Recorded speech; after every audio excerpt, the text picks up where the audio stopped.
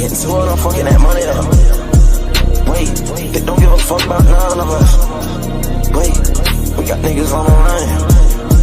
Wait, I just threw a blood, I think I'm okay. Box up on that gun, close draw like fully autos. I'm tryna hit from distance, so ain't see me auto. I think she going for me, but I do not know. Whoa, think she going for I just caught the blood. I gotta get that nigga for everything he's done. You know I gotta make her saucy, cause she 1-1. Hop up in that thing and press that sport button, that's race modes. You know that be my partner, shoot for each other, we trade Dracos. They don't never like my spill my heart, but they like Lalo. Kiss them, then we put that car in point, get them a halo. You know what it is, wait, whoa, you know what it is. Hey, whoa, ain't gonna beg nobody for nothing. Bitch, when I'm like, you know what it is, get the fuck out the way, you know, yeah. Shit on me, no man, no, yeah. Getting to it, I'm fucking that money up. Wait, they don't give a fuck about none of us. Wait, we got niggas on the run. Wait, I just threw a blood, I think I'm okay. Box up on that gun, close draw like fully autos. I'm tryna hit from distance, so ain't see me auto. I think she going for me, but I do not know.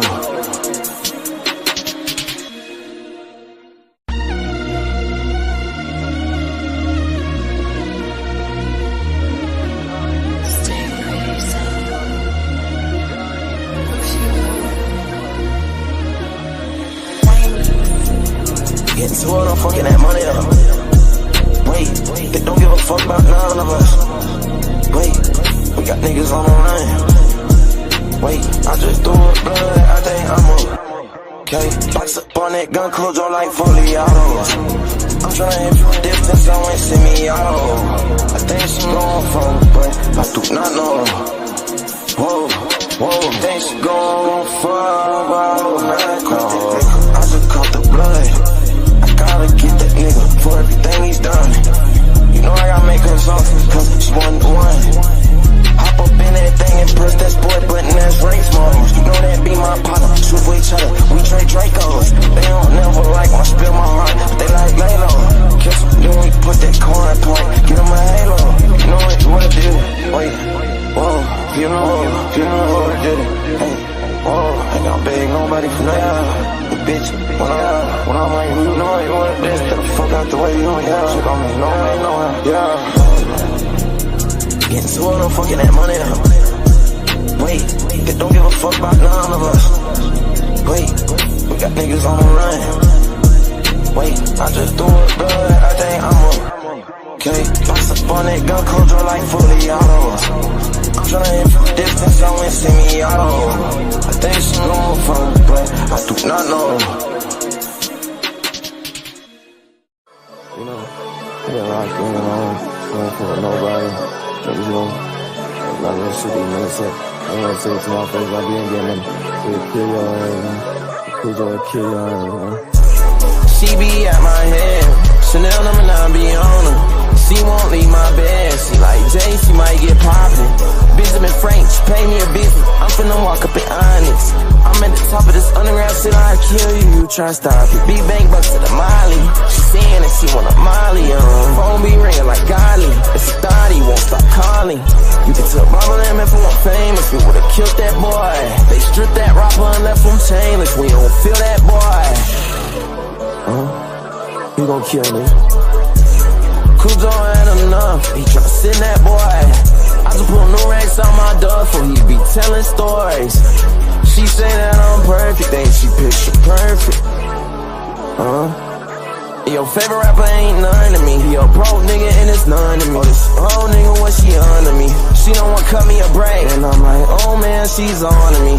They always show my J's, I'm like, oh man, they on to me. She be at my head, Chanel number 9 be on her. She won't leave my bed, she like Jay, she might get poppin'. BTG Frank, she pay me a visit, I'm finna walk up in Onyx. I'm at the top of this underground shit, I'll kill you, you try stop it. Big bang bucks to the Molly, she saying that she want a Molly, phone be ringing like golly. If she thought he won't stop calling. You can tell Mama them if I want famous, we would've killed that boy. They stripped that rapper and left him chainless, we don't feel that boy.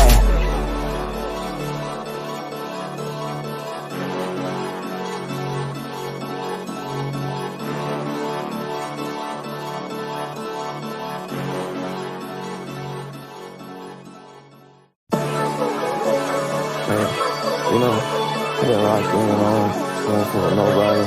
Niggas, I'm not gonna shoot these niggas up. I ain't gonna say it to my face, I be in getting them. We'll kill your ass, man. Cruise will kill your ass, man. She be at my head, Chanel number 9 be on her. She won't leave my bed, she like Jay, she might get poppin'. BTG Frank, she pay me a visit, I'm finna walk up in Onyx. I'm at the top of this underground shit, I'll kill you, you try stop it. Big bang bucks to the Molly, she saying that she want a Molly, phone be ringing like golly. It's a thought he won't stop calling. You can tell Bubba Lamb if I want famous, we would've killed that boy. They stripped that rapper and left him chainless, we don't feel that boy. He gon' kill me. Kudo ain't enough, he tryna send that boy. I just put new racks on my duffel, he be telling stories. She say that I'm perfect, ain't she picture perfect? Your favorite rapper ain't none to me. He a broke nigga and it's none to me. This whole nigga when she under me. She don't want cut me a break, and I'm like, oh man, she's on to me. Damn, it's from my J. I'm like, oh man, they on to me. She be at my head, Chanel number 9 be on her. She won't leave my bed, she like Jay, she might get poppin'. BTG Frank, she pay me a visit, I'm finna walk up in Onyx. I'm at the top of this underground shit, I'll kill you, you try stop it. Big bang bucks to the Molly, she saying that she want a Molly, phone be ringing like golly. It's a thought he won't stop calling. You can tell Bubba Lamb if I want famous, we would've killed that boy. They stripped that rapper and left him chainless, we don't feel that boy.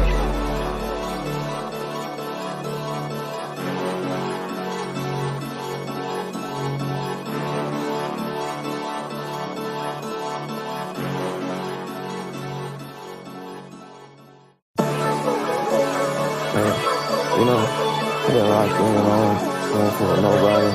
Niggas, I'm not gonna shoot these niggas up.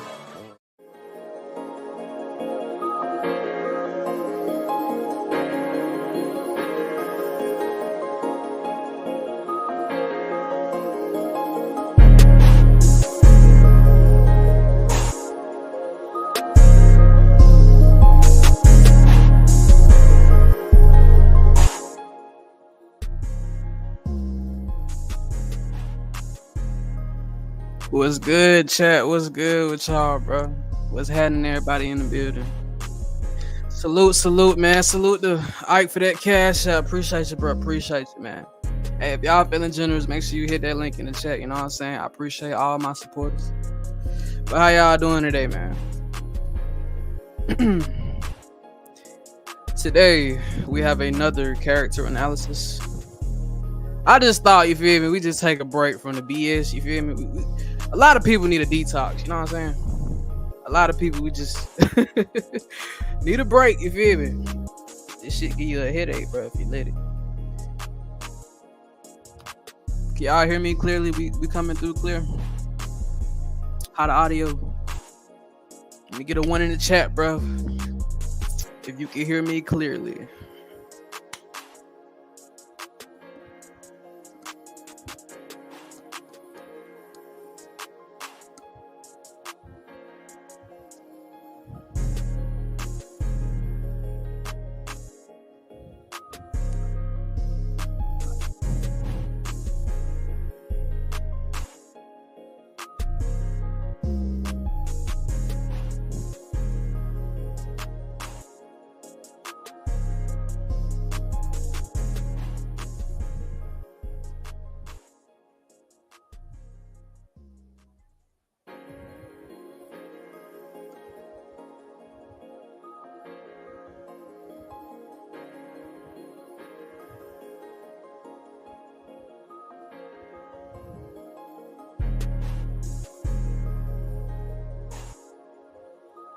Can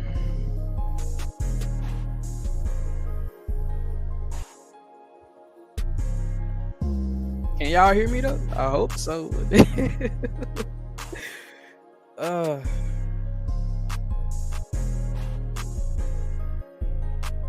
I think so. I see the little audio shit moving. Hey man, but you just coming in, make sure you smash that like button, you know what I'm saying? Share the stream for your boy. You feel me? Appreciate you. I don't think I want to play this, bro. This music.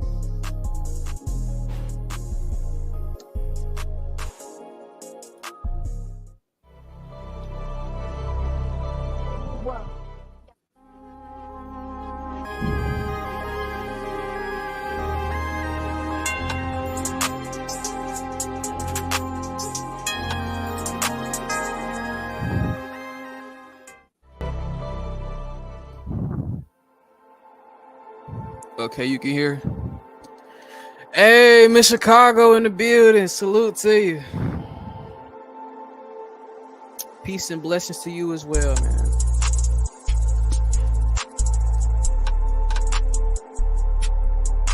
Hey, Miss Chicago be giving me all the blessings, man. I stay prayed up, you hear me? I feel like that a little bit too loud. That should be better. All right, y'all. But let's get into it, man. We got AIZEN SŌSUKE, bro. Now, some of y'all might not even be familiar. A lot of y'all are probably not familiar. You know what I'm saying? But Bleach came out in the early 2000s, bro. That's one of the biggest animes to ever come out. You feel me? It's part of the big three, like with DBZ, Naruto. Then you got Bleach. They part of the big three. But a lot of this stuff has spirituality references in it. You know what I'm saying? Somebody had inspired me to do this live stream because of a discussion that we had. And this show, this anime goes in depth about the soul and everything like that. So we gonna get into it, bro. Appreciate y'all for pulling up on me, man. Without further ado, let's get into it. For hitting 10k subs, I present to you my ridiculously long analysis on SŌSUKE AIZEN. If you love these character analysis videos and want to see more long-form content on Bleach or other anime, then help me out by subscribing and turning on the bell notification. Each subscriber milestone we hit, I want to— He low-key talking too damn fast. Fair use, fair use, fair use.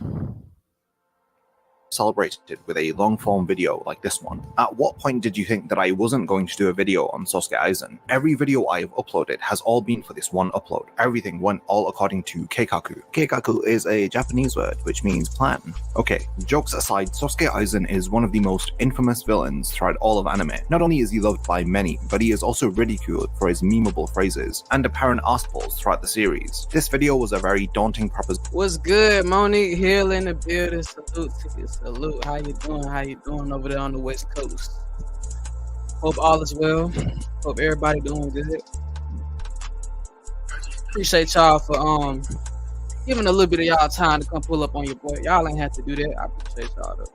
You know. Salute to the 7 in the chat, bro. Make sure y'all hit that like button for your boy.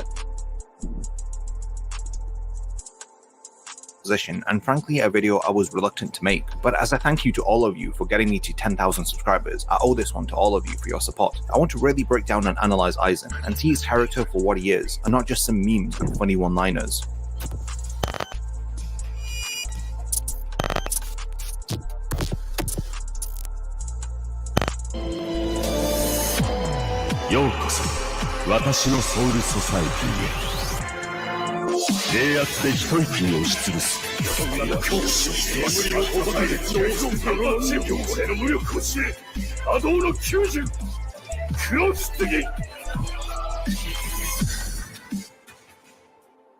Betrayal, deceit, and dreams of becoming a god. SŌSUKE AIZEN is a very nuanced character, and one that really pushed me to my limits of analysis. Before we can delve deep into his character, let's draw some attention towards how he is introduced to us and what we begin to perceive about him. AIZEN makes his debut appearance in chapter 79 of the manga and in episode 23 of the anime. We understand that he is a very well-mannered, intelligent— To give a little short summary, bro, AIZEN is a very mysterious character. I feel like in this show, he displays one of the highest IQs ever. It's the way he speaks, bro, and like his intentions that like kind of throw you off. Like in the beginning, you wouldn't even expect nothing from this character, you know what I'm saying? He seems genuine and shit, right?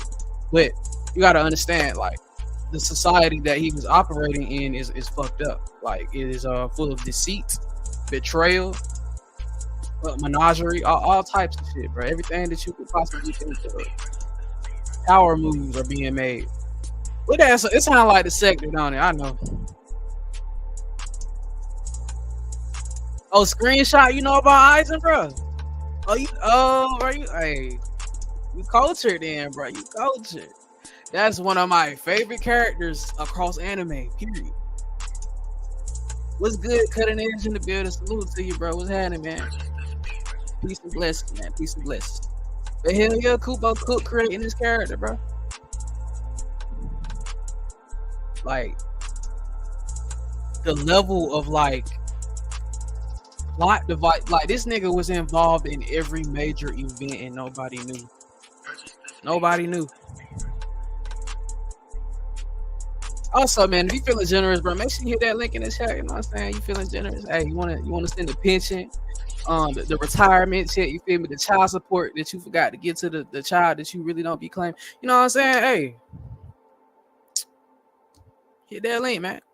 Let me stop playing with y'all. A soft-spoken individual. He used to be a well-respected member of the Gotai 13, holding the honorable position of a captain. Prior to his defection, he is incredibly kind and compassionate, having many of his underlings admire him, including his former lieutenant Momo Hinamori. However, lying beneath this facade is an incredibly manipulative and cunning mastermind. He is someone who appears to care so much for his underlings, but in actual fact he couldn't care less about them. Whether if this is his subordinates within the Soul Society or the Urankars in his army, he regards everyone around him to be either disposable or a small pawn in his carefully constructed plan to fulfill his ambitions. For the sake of these ambitions, he does not think twice before manipulating a loved one, or even killing others. Okay, what y'all just saying right then, bro, I'm gonna explain that.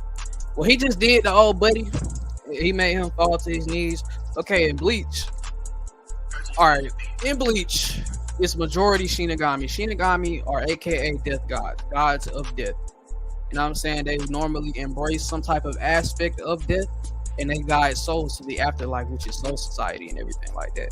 The whole idea of reincarnation and everything is basically Bleach. Now, Shinigami have the ability, well, to control their spiritual pressure. They can do chants, incantations, and things like that. There are variations of how high your spiritual pressure is. Like, you can inflict damage upon somebody else's soul if your spiritual pressure is greater than the next person. I messed with Shooting Sweet. Yeah, bro, Shooting Sweet dope, bro. That's one of the chillest characters. Yeah. Don't sleep on him though. That nigga strong as hell. But yeah, you can use your spiritual pressure to crush people. Well, in this case, he brought him down to his knees. He forced him down to bow. But yeah, let's continue. As long as it progresses his plans forward. What exactly did AIZEN desire, which led him to construct a plan of events which spanned over 100 years? This century-long plan was made to fulfill his ultimate desire to dethrone the Soul King. After learning the truth about the current system of reality, he adamantly disagreed with it, refusing to blindly serve the Soul King and growing to hate the Soul Society for reinforcing and protecting the system set in place to protect the Soul King. His plan leads him to defect from the Soul Society so that he may stand at the top of the world in as its rightful ruler. His own hubris and feelings of superiority drive his ambition, as he refuses to accept a world with a vacant king who acts without power to rule. Okay, so damn, we only 3 minutes in this motherfucker. The Soul King, bro, is basically like the linchpin between the world of where we live, the spiritual realm, and which is Soul Society. Waco Mundo which is like that's kind of where demons and hollows congregate. That's where they reincarnate and come into existence. And then you have hell itself. So it's like a couple different realms, bro, kind of tied in. And the Soul King acts as the linchpin between them. Like, he used to be a sentient being and everything like that until he was kind of betrayed, bro. Like, these people, like, in the very beginning, they were like his friends and everything like that. But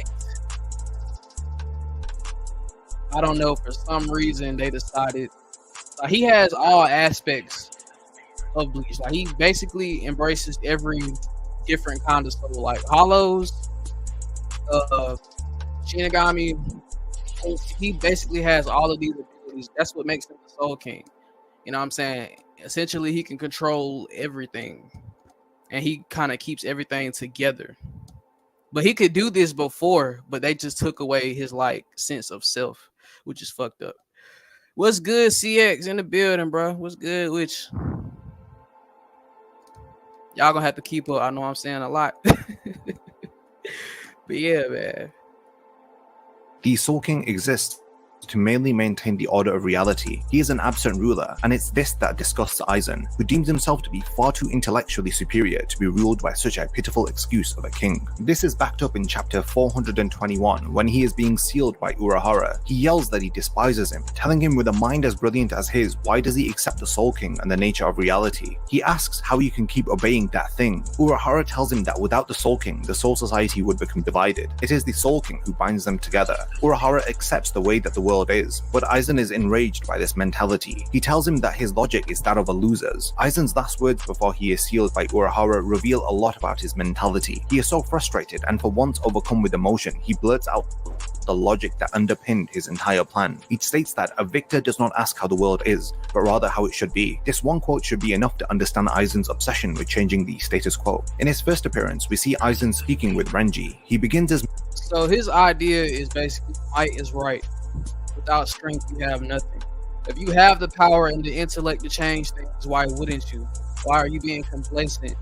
You know what I'm saying? In this environment, which is fucked up, when you can change things to possibly benefit multiple people.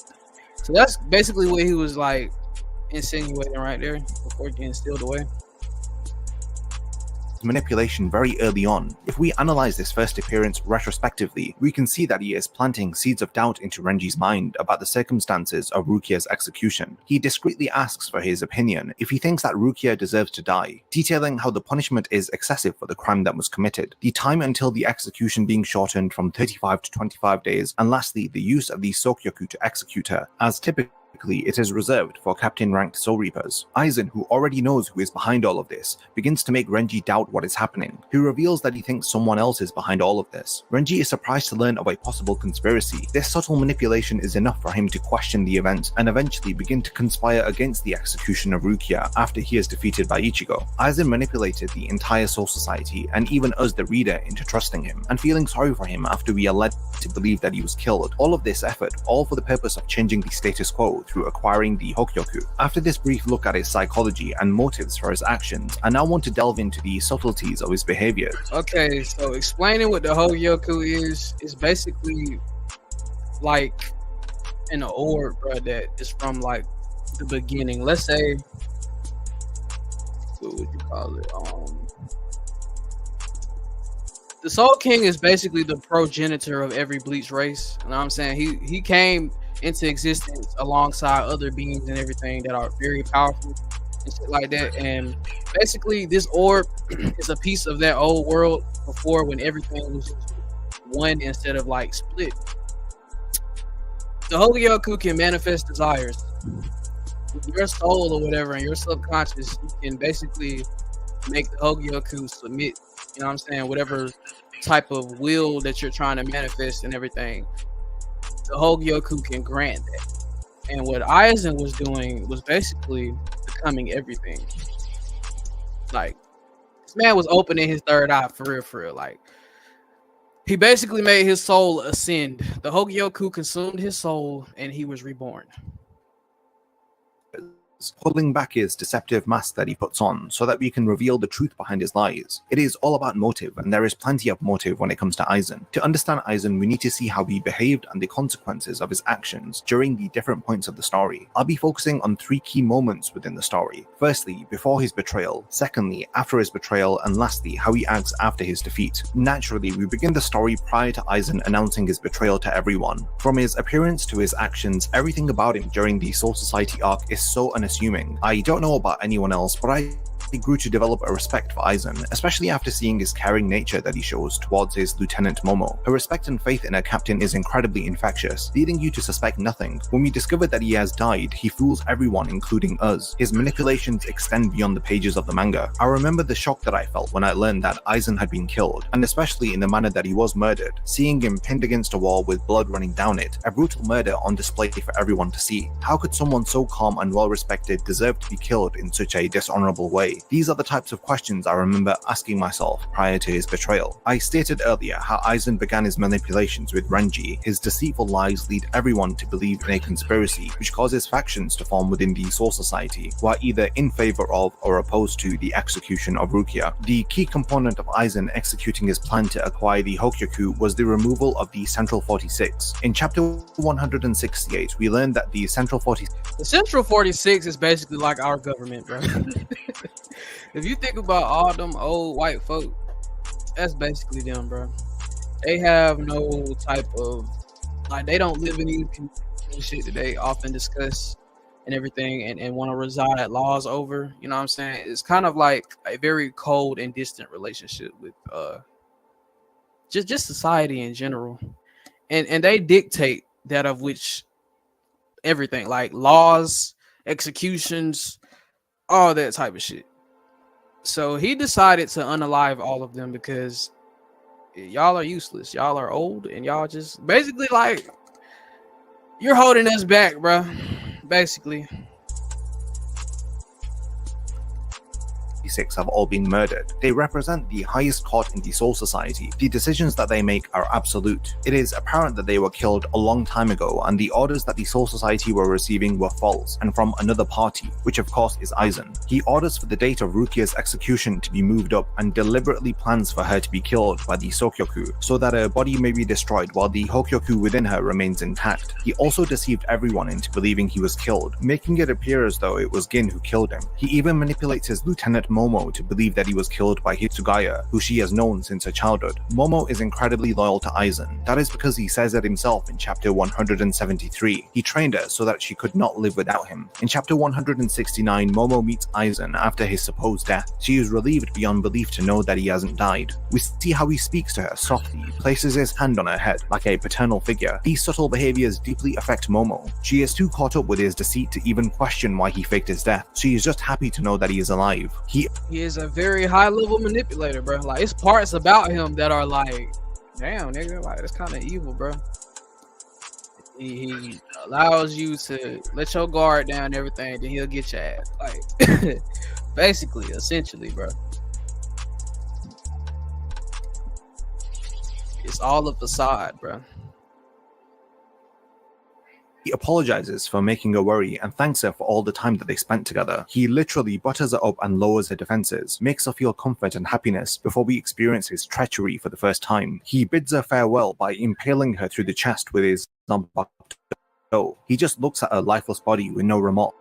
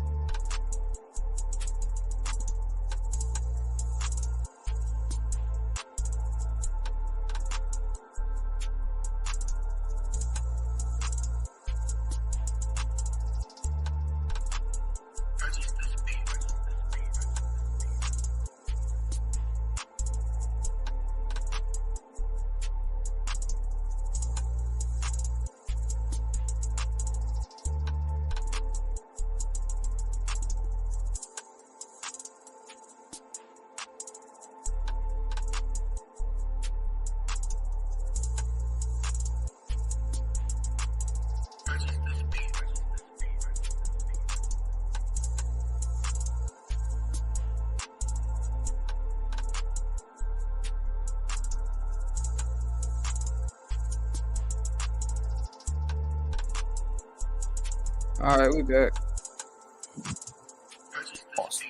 A psychotic act which demonstrates his lack of conscience. It is the way that he casually charms his victims with his lies, lures them in and uses them for whatever purpose he requires before discarding them like trash. There is no empathy or moral qualm with the extent that he has to go to fulfill his ambition. Witnessing this treachery after mourning for his death reveals how terrifying it is to be manipulated into believing a certain truth when it couldn't be further from the truth. He takes advantage of people's ability to trust blindly, believing without questioning, and their tendency to live by the status quo, not willing to leave their carefully constructed comfort zones. For Momo, it would be too much to expect her to doubt her captain, despite him always having been this way. When he reveals himself to be a traitor, he states that he had always been like this. There is no change of And this has to be like a form of, what would y'all call it? Is it being a sociopath or is that being a psychopath? You know what I'm saying? You spent a very long time around these people and everything like that, but you always kept it in yourself to be removed from them, because at the end of the day, you have ambitions, things that you're trying to chase that involve like removing people from the equation. What's good? Just saying in the building. Salute to you. Salute. What's good? Wish. How you doing? How you doing? We just doing a little character analysis on AIZEN SŌSUKE today. A little detox, man, from the bull. You know, after a while, like doing this shit be really low vibrational, bro. You gotta lower your vibration to get at these motherfuckers. Ain't nobody got time to be doing that shit all the time, bro. You know? So I thought I'd bring y'all this. I had a discussion with somebody today, and they gave me this idea. And I want to bring more character analysis videos to the table on this side of YouTube. Like, nobody else is doing it, you feel me? Like, it's a real good idea. It's a lot of material on here to cover. But appreciate you just saying for pulling up on me. Appreciate you.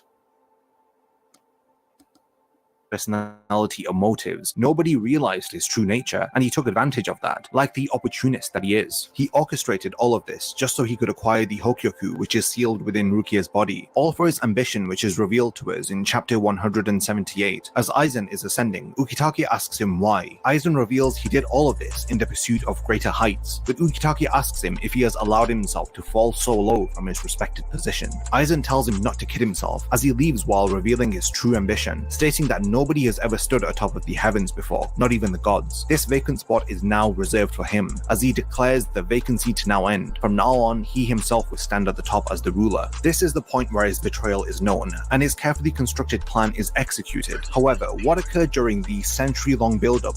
Bro, this is one of the hardest transitions ever, bro. This nigga was an unassuming nerd-looking dude. Then he just took the glasses off and slicked his hair back. He's a completely different character now, bro. Everybody realized, bro, when they first seen this, when it first came out, damn, we really ain't know who this nigga was for real. This nigga had completely different motives, completely different desires than we could have even imagined.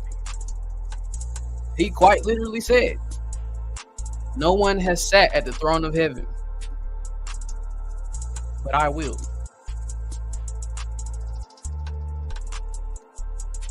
Leading up to this point, we learn more about Aizen's schemes and experiments via two flashbacks. The first is the Turn Back the Pendulum arc, and the second is Everything But the Rain. We need to explore the purpose of each of these events in relation to Aizen's ambition, and how they are a part of his carefully constructed plan to overthrow the Soul King. The Turn Back the Pendulum arc occurs 100 years before the present day. The truth behind the mask of the Vizards is revealed during this arc, as well as the holification experiments that Aizen had been conducting.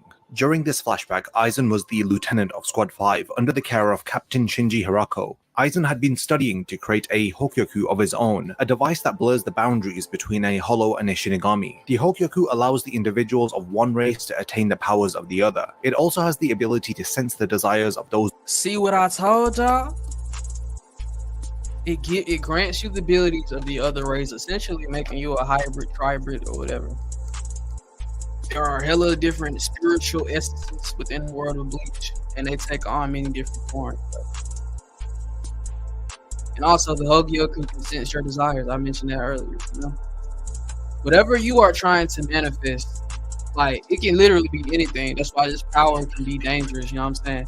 If you imagine yourself losing, if you imagine yourself in despair or in defeat, that's kind of what it will manifest for you. So imagine you can literally do anything with this augmentation to your soul.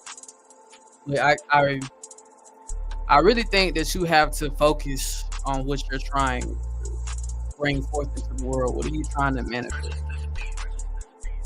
And you have to watch your thoughts. because your thoughts are literally what's controlling your ability.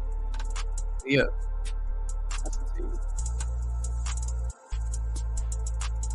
around it and brings to reality what their heart wishes for. Despite Aizen presenting the souls of hundreds of Shinigami to it, his Hokyoku was still incomplete. He had learned that the Hokyoku that Urahara had created was also incomplete. After learning this, he desired to steal Urahara's Hokyoku and fuse it with his own. This ties in with the Turn Back the Pendulum arc because 101 years ago, Aizen conducted a twisted experiment, which is known as the Holification Incident. I know y'all are probably throwing off right now, but yeah, the Shinigami don't really age like that. They can live for thousands of years. In Aizen's case, he probably gonna live way longer than that because he's achieved immortality through the Hokyoku. He's manifested that too. But yeah, normally Shinigami can live for thousands of years. I mean, you're a god of death. You gotta lead souls to the afterlife. That's kind of like a must-have right there. Through testing out the true limits of his Hokyoku, he forced Shinji and several other captains and lieutenants to undergo holification. Aizen framed Urahara into being accused of conducting the experiments on his friends and peers. This accusation forces him to flee to the human world, along with the Shinigami who had been... He framed Urahara. He put those people through... They basically got excommunicated from Soul Society after this shit happened. Because you're a Shinigami, you know what I'm saying? They fight Hollows. Hollows are like, okay, think of Shinigami like angels. The Hollows are the demons.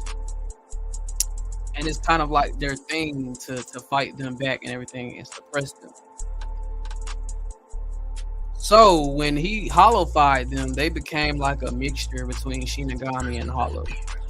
In a sense, by Soul Society, this is seen as a perversion, you know what I'm saying? A monstrosity, an abomination. Therefore, you know what I'm saying, that would look bad on them. So that's why Urahara fleed and everything, because he got framed and shit. And that just formed a whole nother faction, the Vizards. I can't talk to them. What the hell? experimented upon. The Shinigami eventually gained control of their hollow powers and formed a group called the Vizards, and hold a bitter grudge against Aizen for what he did to them. The Turn Back the Pendulum arc is the earliest chronological version of Aizen that we see. At this point, he is already conspiring against the Soul Society, conducting experiments and furthering his ambition. We don't really get to see when he had the eureka moment of realizing the truth behind reality, and thus going against the Soul King and everything that he stands for. But it doesn't matter, as his motive is strong and backed up by the flashbacks we see and his consistent actions throughout the series, which serve to forward his ambition.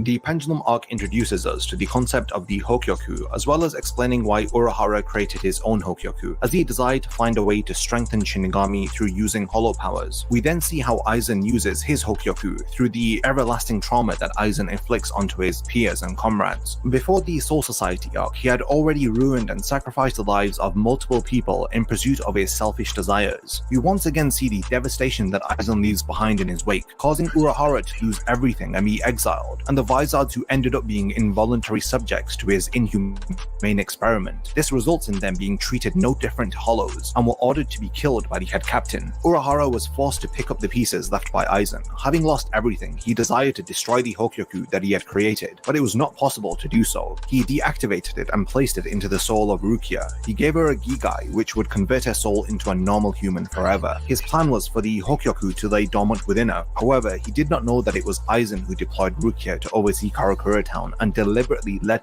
to the events which caused Urahara to place the Hokyoku within her. Not only this, Aizen also had a deliberate hand to play in orchestrating Ichigo's development, after he had learned about the special circumstances of his birth. Once Ichigo became a Shinigami, he caused several events to occur which put Ichigo's powers to the test. Okay, Ichigo Kurosaki is the main character of Bleach, and basically he's just like the Soul King, except he's very unaware of his lineage.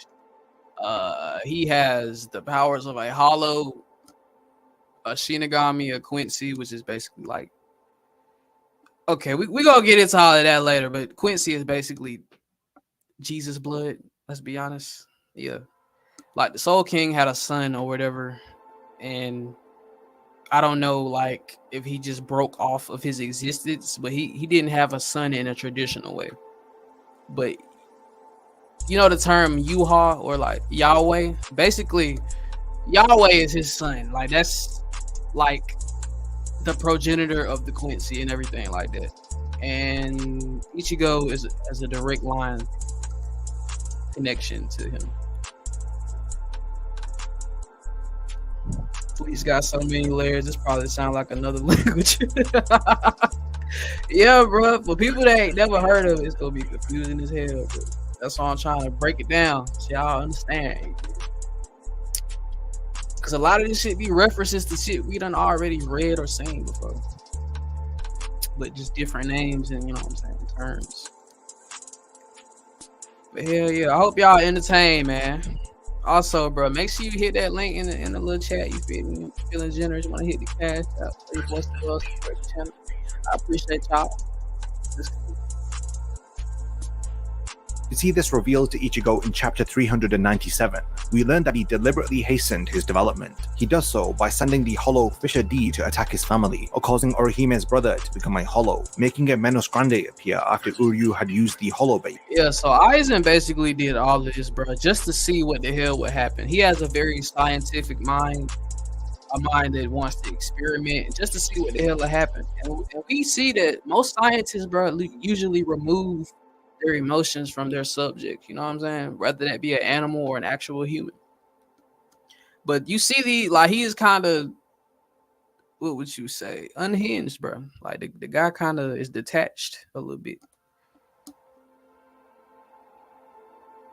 And also being behind the capture and execution of Rukia, and finally, along with setting up all of the encounters that Ichigo had with his opponents throughout the series, he literally treated the protagonist of the story as his own little research experiment. Fans of the series really reacted unfavorably to this revelation, that all of the events that we experienced within the story had played out in the palm of Aizen's hands. It is difficult to just accept this out of the blue, but once we had the events of everything but the rain occur, this explained well, and we really get to understand what Aizen meant by describing Ichigo as being the best subject for his research. When he reveals this to him, it causes Ichigo to ask him at what moment he was convinced that he was a perfect test subject. Aizen replies from the very beginning. The moment that he was born, he knew that Ichigo was special, because he was born a human and the answer to this interrupted sentence is given to us in Everything But the Rain. Another flashback where Aizen once again ruins the lives of unassuming individuals to forward his own selfish ambition. Sometime after the holification incident, Aizen becomes the captain of Squad 5. During this time, Ichigo's father Isshin is also a captain who is leading the 10th Division.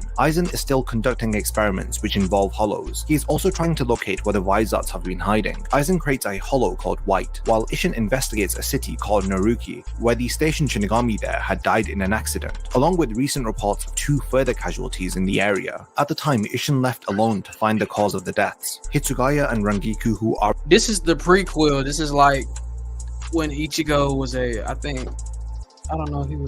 don't even think he was born yet, bro. But this is like a prequel. And the 1,000-Year Blood War goes over this. Bleach is returning and everything like that. They got a whole new show and everything. A new season supposed to be coming out too. But yeah, they go over all of this. They animate all of this. So y'all should check that out for sure. His underlings are aware that he went alone to investigate, as he did not want to get them involved, because the possible threats seem to be above their current level of strength. Aizen has been working closely with Tozin and Gin, who at this point are captains as well. They continue their twisted holification research while also tracking down Shinji and his group. They have equipped hollows with the ability to holify their targets, but the souls of ordinary people and even the souls of Shinigami seem to be unable to handle the holification process. Isshin lures out Aizen's hollow creation, White. He does so by elevating his own spiritual pressure. He knows that the hollow is black and has an incredibly sinister mask, along with a deathly shriek before he charges at the captain, as it locks in on its next target. Aizen and the others watch Isshin battle their creation from a distance, realizing this could really affect their plans. Aizen feels like it is a great opportunity to get closer to the action or witness it firsthand. Using Reiatsu concealing cloaks, they sneak behind Isshin. Just as he activates his Shikai to get rid of White, Aizen attacks him from behind. It appears that there is no shortage of people that Aizen won't backstab in order to progress with his plan. He smirks after he thanks Urahara for providing him with the inspiration to create the Reiatsu concealing cloak, after he used a similar cloak to try and surprise attack Aizen at the end of the Pendulum arc. Tozin reveals that White was one of the many hollows that Aizen had created, but the difference with this hollow, which made it special, is that it was created from the soul of a Shinigami. They leave Isshin to battle White confident that in his current state he won't be able to activate his Bankai, and deem White to be another failed prototype, not caring if it is destroyed by the captain. Before Aizen can leave, he sees Masaki join the battle as she arrives to protect Isshin. Tozen states that he will kill her, but Aizen, being the cunningly perceptive type, wishes to see what will happen now that a Quincy has joined the battle. It is safe to assume he wants to see what will happen if White locks onto Masaki as its target and attempts. You see how excited this nigga is to be fucking with people's lives and shit? I don't even know. Like, bro, when you live that long, I often do question, what the hell do you do for entertainment, bro? Like, when you think of a lifespan that you over 100 years old, you still gonna continue to live longer than that. But he's just saying bored as hell. And he just want to see what's gonna happen. Let's continue. Also, this is one of the coldest designs for a black character ever, bro. Taite Kubo really be showing love to black people in his anime. Like, he really knows how to design black characters. But let's continue, bro.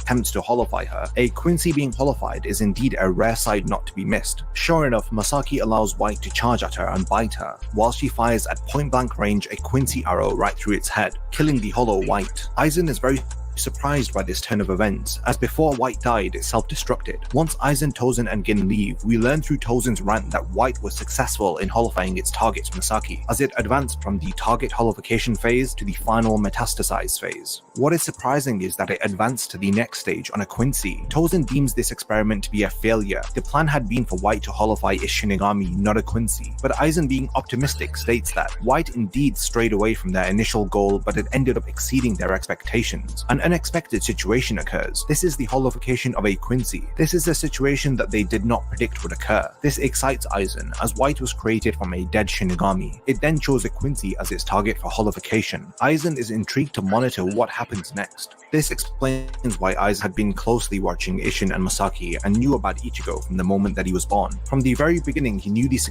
Basically what happened, bro, Ichigo was in the womb or whatever. Like, he wasn't even born yet.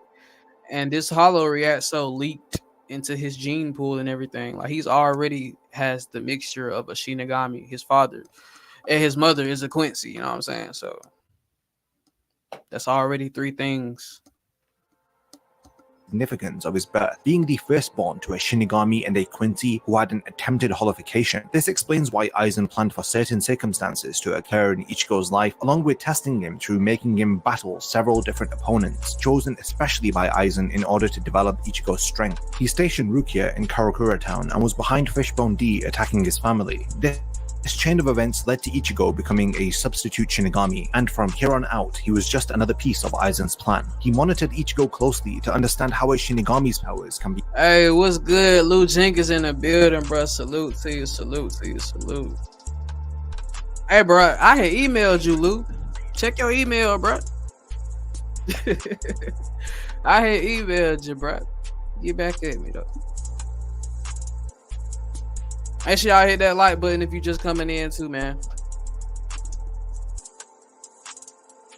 Amplified by hollow powers. He does this alongside orchestrating Rukia's execution, which would let him acquire Urahara's Hokyoku. We learn eventually that the hollow white was transferred to Ichigo. Aizen is impressed by Ichigo's growth during the battle with Byakuya. This is why he asks Ukiura to assess if Ichigo continues to develop at his current pace, would he become an obstacle to his plans further down the line. I feel now that we have an understanding of Aizen's past and his history with the protagonist explained, we can now better understand why he behaves the way that he does after his betrayal. Let's now look into what leads up to Aizen being defeated by Ichigo, also commenting on his ambition to become a god in an attempt to ascend to new heights. What's the first letters from the email? Hold up.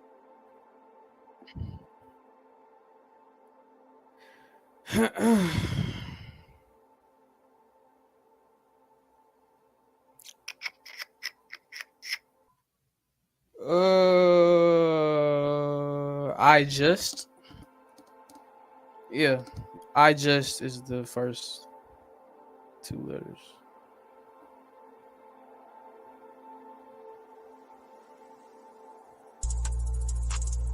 $15 likes, 7 watching, man. Appreciate y'all for getting on likes up, man. Appreciate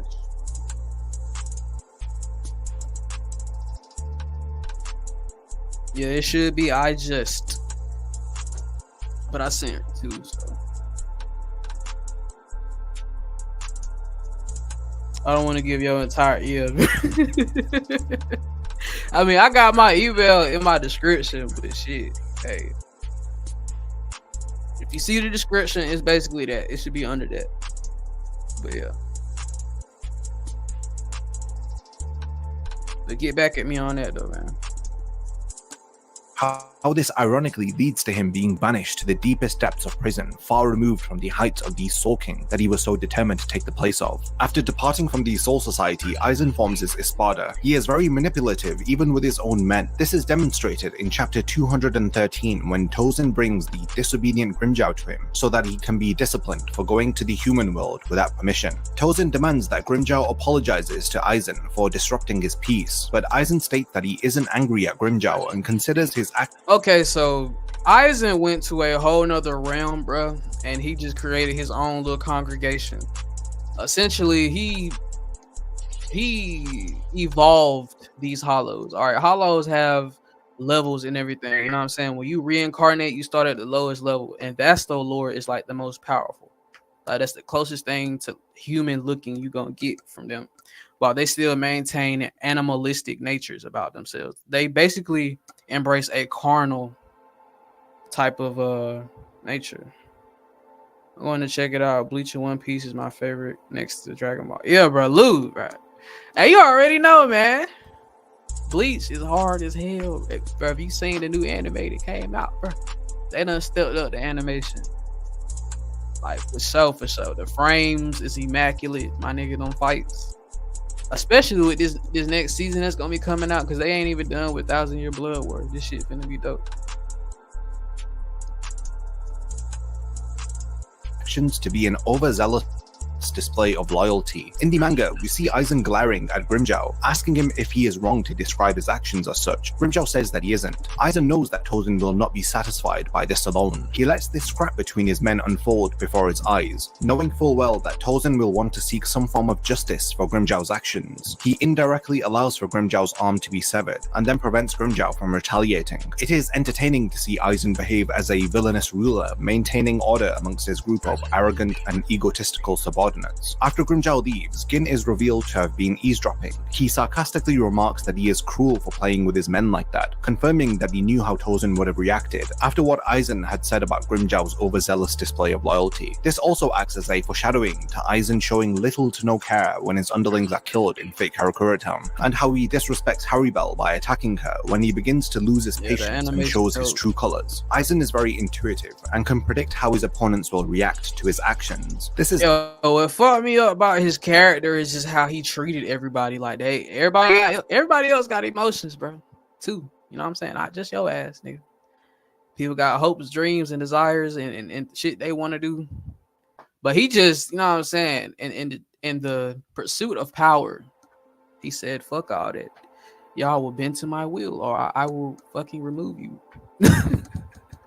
That sounds crazy as hell, but hey, that's how he is. As displayed right now on this panel.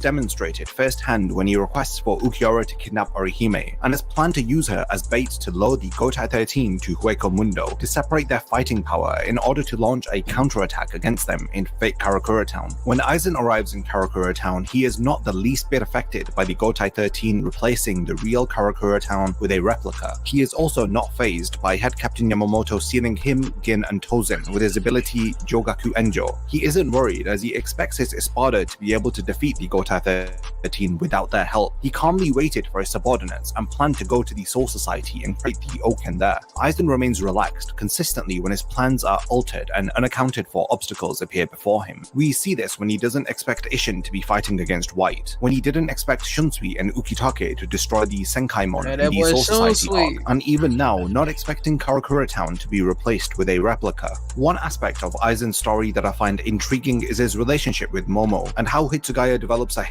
hatred for AIZEN because of how he betrays her trust in him. In chapter 334, she appears on the battlefield to confront AIZEN after she was stabbed by him in chapter 169. In the Soul Society arc, Hitsugaya discovers that AIZEN is still alive. After questioning him, he learns of his true nature. When he looks to the floor in chapter 170, he sees his childhood friend Momo bloodied and impaled, appearing to have been killed. AIZEN apologizes to him for the way that he discovered her and suggests that he should have chopped up her body into pieces and hidden them instead. A sickening thought that he thinks. Facts. Anime is exaggerated art from real life, bro.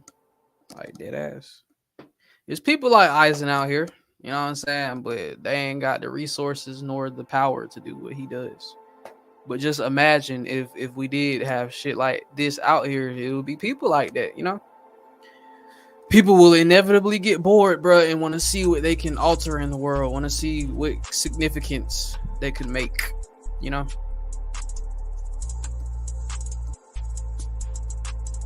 About someone who he tricked into trusting him, the very person who respected him greatly. Hitsugaya understandably becomes overcome with his emotions, which is something that AIZEN loves to do to others. He loves making them feel blinded by rage, and when they act based on emotion, he tactfully takes them down by remaining calm and composed. What a smug bastard, as he casually answers Hitsugaya's questions, revealing that he has been conspiring against the Soul Society from the very beginning since he became a captain. He dispatched Momo without any care, as he didn't consider anyone but Gin to be his true lieutenant. Hitsugaya realizes that this whole time he was deceiving them all, to which AIZEN smiles. We learn that Momo only joined the Gotai 13 because she desired to serve beside AIZEN. She worked incredibly hard for this singular purpose. AIZEN heartlessly responds by saying that this is exactly what made her so easy to manipulate. He purposefully requested for Momo to serve under his division. Hitsugaya is made to feel betrayal through AIZEN turning his back on them, then learns about Momo's condition, and on top of that he sees no remorse in his enemy. Like a pressure cooker steadily building up heat, Hitsugaya erupts and attacks out of anger. Wasting little time by activating his Bankai, he declares that he will kill AIZEN himself, but the ever so smug AIZEN smiles and advises he shouldn't make rash threats, as it reveals his weak nature. He takes advantage of Hitsugaya's overly emotional state and swiftly takes him down with ease, all the while smiling as he does so. AIZEN quickly becomes a detestable character from the very beginning of his betrayal. So how does he react upon seeing Momo after so long? He is surprised to see her alive, as she looks at him nervously, yet holding a Zanbakuto determined to battle. Hitsugaya is concerned for her after seeing her appear on the battlefield. Momo states, "Man, if you don't get that weak shit out of here."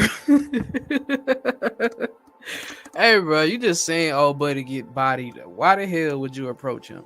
Come on, bro. that she is not here as Captain AIZEN's lieutenant, but rather as a Shinigami ready to battle against him. Rangiku notes how she referred to AIZEN as Captain AIZEN and advises her to be careful. This reveals how deep-rooted AIZEN's manipulation is, and how subtle Kubo is with his use of one word to demonstrate a character's emotional instability. This also validates Hitsugaya and Rangiku's concerns for her arrival on the battlefield. Later, AIZEN tricks Hitsugaya into attacking Momo by using his Kyokatsu Getsu and switching places with her. He once again is overcome with anger and tries. Okay, so I forgot to mention, in Bleach, these swords that you see these people using, they are literally a part of their soul. They have a thing called a Zanpakuto spirit, and that's literally like your will manifested within the sword. The sword has its own consciousness and everything like that. And the Shikai is like the base form, and the Bankai is like the secondary release form. And that's why you see this guy with ice wings and shit like that, because his nature is of ice and cold and shit. So you might get some elemental abilities based off like who you are as a person, you know what I'm saying? Or it might be different shit, you know? But AIZEN can, his thing is manipulation, bro. So he can manipulate your sight, smell, taste, and everything, you know what I'm saying? That's his ability. We've never seen his Bankai before. He's only used his Shikai. And we know that the higher your spiritual pressure is, the more you'll be able to utilize your abilities to a greater extent. To attack AIZEN, but it results in him and his comrades being cut down. He really is a master of manipulation, predicting the actions of his opponents through distressing them emotionally, so that they act without thinking, leaving themselves wide open for attack. AIZEN knows precisely how to take advantage of the weak-minded nature of his former comrades. After disrespecting all of his prior comrades, AIZEN displays the very same lack of empathy and manipulative behaviors towards his current subordinates. After AIZEN sees Stark's defeat, he interrupts Haribel's battle by attacking her, stating that she is not strong enough to fight on his side. He treats his subordinates with such little universal respect and consideration, not caring for their deaths, and surprisingly even attacking and defeating one of them himself. He disrespects the Espada by telling Haribel that he alone is more powerful than all of them. This angers Haribel, who falls victim to Aizen's taunting. She charges at him but is swiftly taken down by Aizen. He knows that once his opponents have become emotionally affected by his words, he has already won the battle. When his former captain... And that shit is crazy, bro. He will literally, like, it don't seem like he has... Like, he hides behind this very cold, callous demeanor and everything like that. And it's like, it gives off the impression that he doesn't feel anything. You know, that's why it's easy for him to play on other people's emotions and trigger them within the moment. Bleach is a representation of conquering the war within. Yep. Knowing yourself, discovering yourself and everything. The blade is me. That's basically what Bleach is. Shinji confronts Aizen. He shows disgust towards how he treats his underlings by not trusting in their abilities. We learn here that Aizen thinks that relying on others is a sign of weakness. Shinji is puzzled as to how he can say this when he gathered the Espada to serve under him. Surely he must have relied upon them and asked them to trust in him. However, Aizen reveals he never told them to trust in him. He simply invited them to come with him and advised them to not trust in anyone, including himself. Aizen states that you would have to be incredibly strong to only trust in yourself and your own ability. There are very few capable of such a feat. Aizen tells Shinji that ultimately people want to put their faith in something bigger and better than themselves. He states here that he will become a god and force everyone to believe in him. First ad.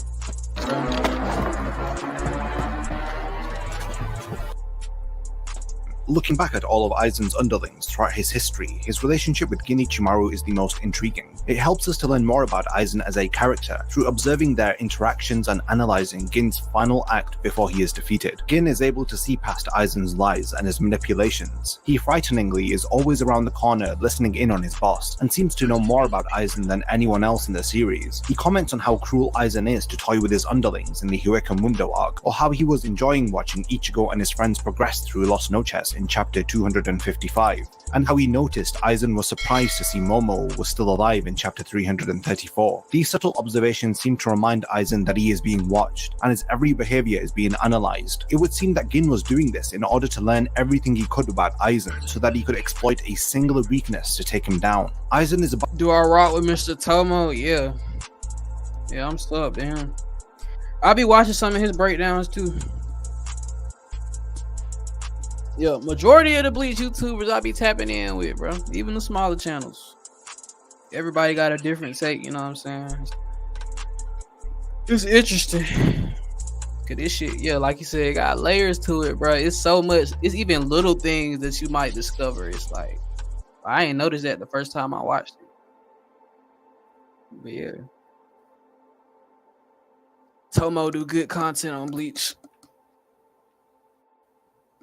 to draw his blade to kill Ichigo's friends, but Gin casually places his hand on his Zanbakudo, offering to go after them himself. But he surprises Aizen as Gin's Zanbakudo extends and impales him through the chest. Gin reveals that the only way to be free from Aizen's complete hypnosis is to touch his Zanbakudo Kyoka Suigetsu while it is in his unreleased state.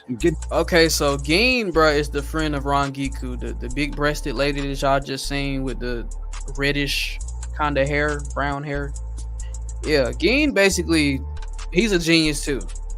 He only stayed alongside Aizen so he can get revenge, you know what I'm saying? But if you ask me, he played the long game too goddamn long. You actually let him get too powerful and everything.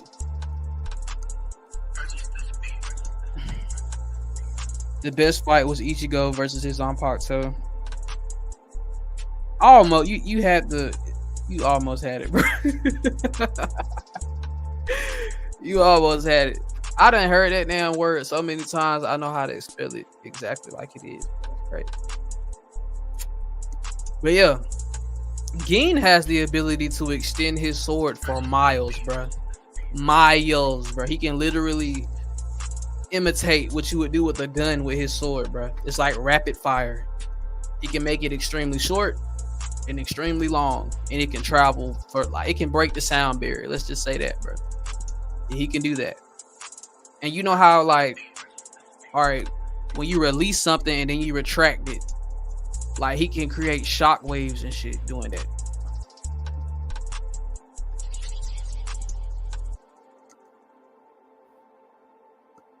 and then a little piece. Yeah, you get poisoned by that shit too. And his whole theme, like you never see his eyes open. He kind of like a snake. You know what I'm saying? It's like metaphorical. He's a snake. He's working with Aizen whole time. Aizen don't know he's a snake, and he's gonna get your ass. You feel me? For what you did to his friend. Gin remained with him patiently for decades just to learn this information from him. When did Gin, his most loyal subordinate, decide to betray Aizen? In chapter 415, we see a flashback where Gin observes Aizen from afar as a child. As he watches him obtain the Hokyoku from 3 Shinigami, Gin notices that these 3 Shinigami who were reporting to Aizen were behind Rangiku's collapse when he first met her, as you remember seeing them leaving the area where he found her. This flashback of Rangiku and Gin meeting is first shown to us in chapter 129, and in chapter 415 we understand that Aizen fed pieces of souls from hundreds of Shinigami and Rukongai citizens who had potential to the Hokyoku in an attempt to complete it, thus explaining why Gin found Rangiku collapsed when they first met. Gin declares that he will kill Aizen when he witnesses that he is the one who was ordering the 3 Shinigami to take pieces from the souls of Rukongai citizens, learning that it was Yo, you say you fuck with Hunter x Hunter. I slick dude too. But not as much as other anime. I like their power system and shit though, for real. They need to bring that bit back. They definitely need to bring Hunter x Hunter back and start on the Dark Continent, yeah.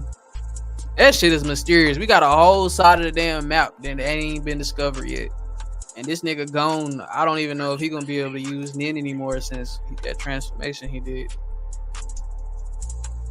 Aizen, who was responsible for Rangiku's weakened state. Gin, as a child, resolved to Rangiku that he would become a Shinigami and change things, so that she won't have to cry anymore. He pretended to be loyal to Aizen so that he could return to Rangiku that piece of a soul that was taken from her. Back in the present, Aizen, who is wounded, states that he expected Gin to betray him. Gin then reveals that he lied to Aizen, and his Zanpakuto's true ability is a poison that breaks down cells. He activates this ability and takes the Hokyoku from Aizen, and manages to get away. However, Aizen transforms into a new winged form and hunts down Gin, telling him that the Hokyoku has... This, like, form of him, this is the ascended version of Aizen, bro. He's basically assimilated with the Hokyoku. The Hokyoku is consuming his soul.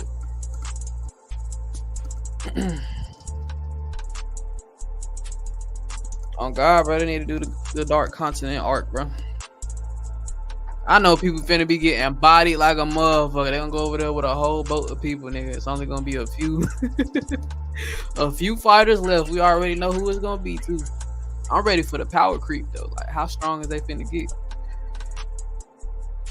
already accepted him as its owner. As it disappears from Gin's hand and back into Aizen's chest, Gin remained close to Aizen and was able to enjoy being in his company. Aizen is someone who wanted to become a god. Gin, due to revenge, desired to defeat this false god, but ultimately failed. Aizen attacks Gin and thanks him for reminding him of the feeling of fear, stating how this is necessary for evolution, as progress is made when you realize the fear of being killed at one of the coldest lines ever, bro. Thank you for reminding me of fear. Fear does change people. Fear alters people.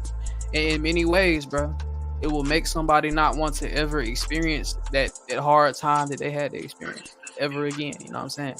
It'll make you want to reinforce yourself so that you might avoid that. You know what I'm saying? You don't ever want to be that vulnerable again in your life.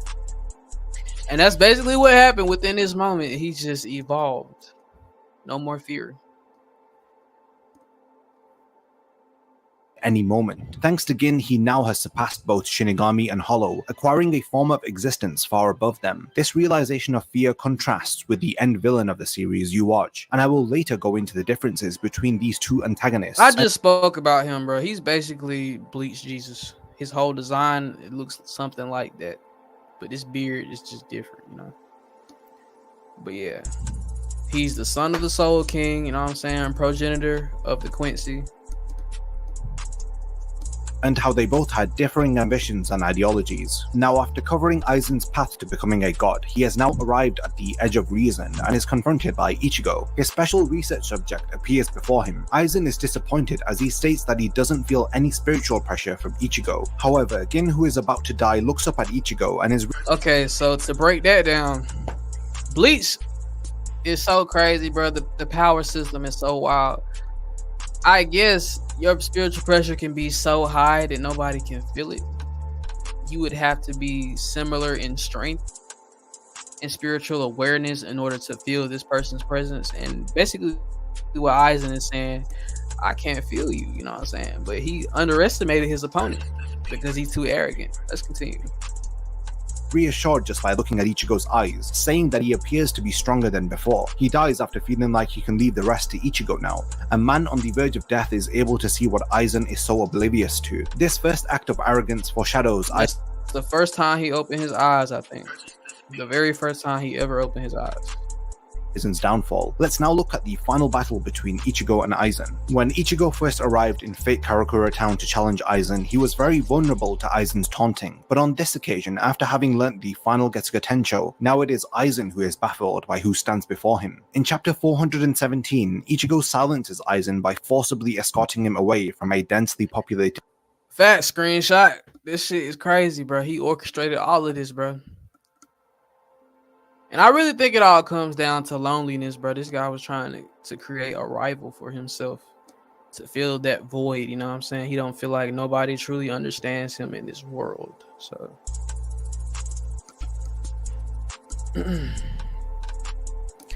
Ichigo is one of the characters that is in tune with himself and his Zanpakuto. So yeah.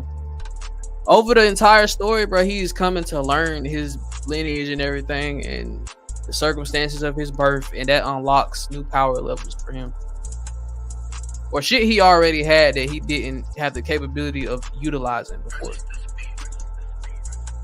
area so that they can fight without any casualties. Aizen, after evolving and becoming incredibly egotistical, is speechless when Ichigo manhandles him. He then proceeds to declare that he will end this battle quickly by defeating Aizen. Aizen soon understands that Ichigo has also evolved. However, his evolution is very different to his own. He admits that they both are at their peak evolutionary states. In chapter 418, Aizen states that he can destroy Ichigo's blade with a single blow. When he attacks, Ichigo stops his attack with his hand, which is a great callback to Aizen stopping Ichigo's attack with his finger during the Soul Society arc in chapter 174. Ichigo proves to have the upper hand, taunting Aizen, who then transforms into a new form, but his efforts are futile. Ichigo decides to end their battle with the final Getsuga Tensho. Aizen still cannot feel any spiritual pressure from Ichigo. He begins to think that Ichigo may have surpassed him, to which his ego has a difficult time to accept, as he states that it is impossible. Ichigo uses his technique Mugetsu, which severely wounds Aizen, allowing Urahara to intervene to finally seal Aizen, resulting in his defeat. We have so far covered Aizen's rise and fall over the course of the series.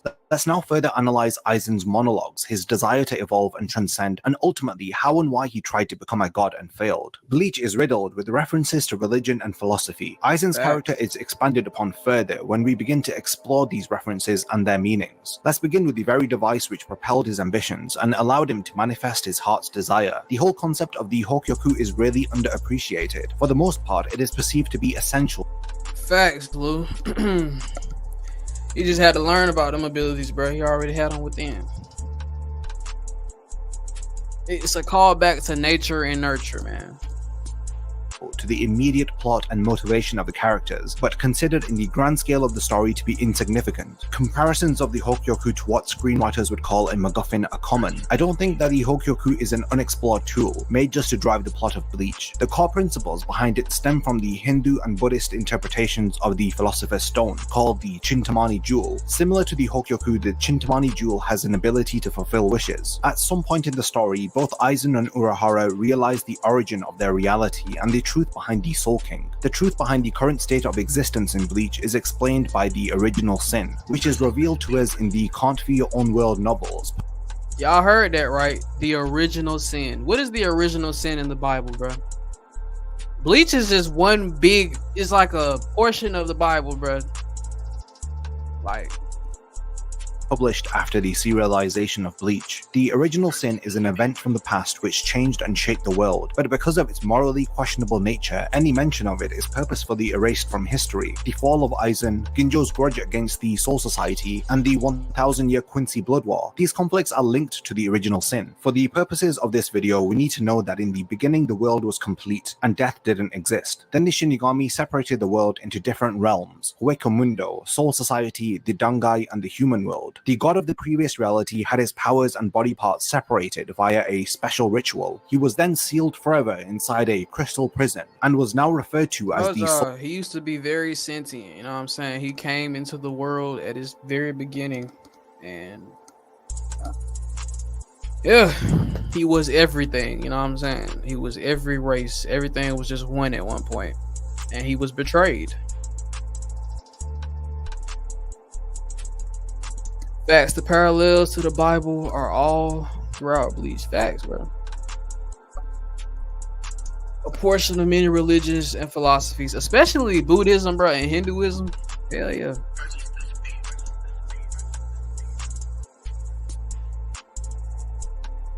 The reincarnation wheel and everything. Soul King, a lifeless corpse who hasn't exactly died but isn't alive either. The new realms that the Shinigami created were unstable, so they placed the Soul King as the linchpin to maintain the balance of the world. Before death existed, there was eternal existence, but the Shinigami introduced the concept of death through the changes that they made to reality. The consequences of the original sin include Shinigami ruling the order of the world, and the existence of Hollows. Since the very beginning of Bleach, the main conflict has always been between Shinigami and Hollows, a self-inflicted feud caused by the Shinigami's original sin. They introduced death to reality and thus led to the creation of Hollows. In Abrahamic religions, the original sin is described as man being banished from the Garden of Eden. Comparatively, the Shinigami's original sin was to create the current fake world and turn God into a lifeless corpse. But why would they do this? This is answered by the Buddhist belief that without suffering, you cannot make progress and evolve. The Shinigami desire to create an imperfect world, believing that too much happiness will lead to ignorance and will prevent enlightenment. I don't even how you come to that conclusion in this perfect world where death doesn't exist, and then you introduce this factor when you put the Soul King in a state between life and death. It changes the entire like building blocks, you know what I'm saying, of reality. That shit is crazy. What do y'all think about that, bro? Too much happiness is a bad thing? I don't know. Essentially everything was just heaven until they stepped in and changed that.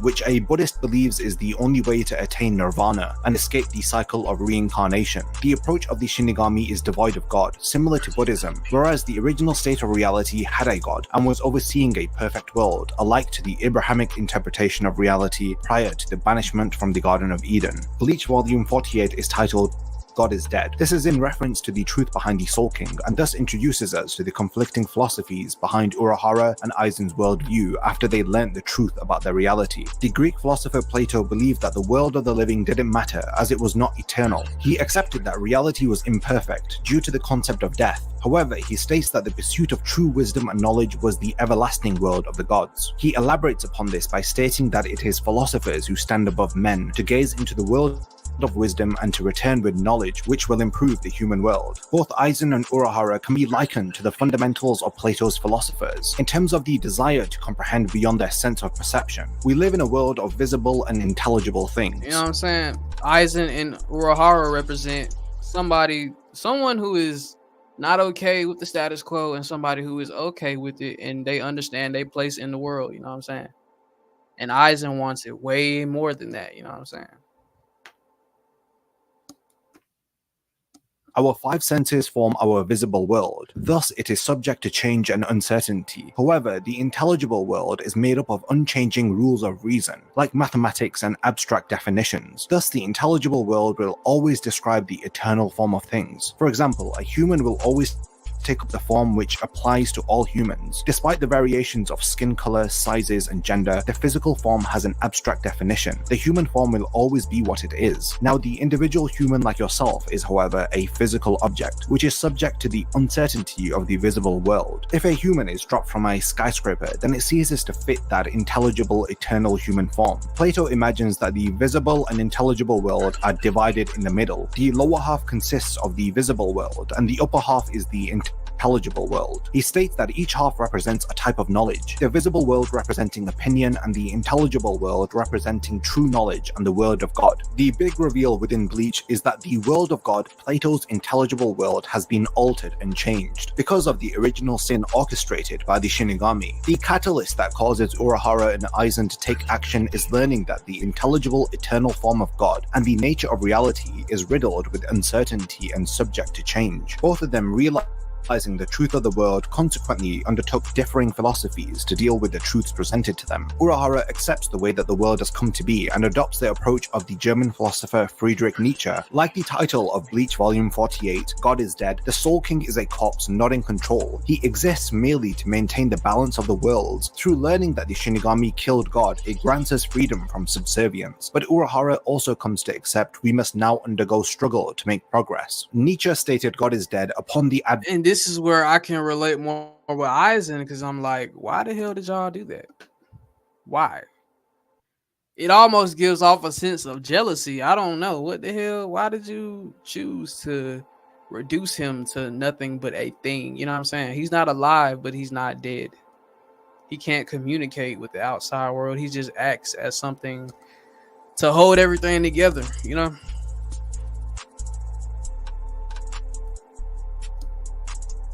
Maybe they got the idea that it's like he has too much power, you know what I'm saying? And things are likely to change, you know what I'm saying? And we want to be at the top of the food chain when it does. It's really crazy, bro. Like, this was a very blasphemous action taken by the firstborn Shinigami, you know what I'm saying? Like I said, the Soul King came in the world with basically, what was it? The court guard squads, those are the firstborn Shinigami. They are the oldest.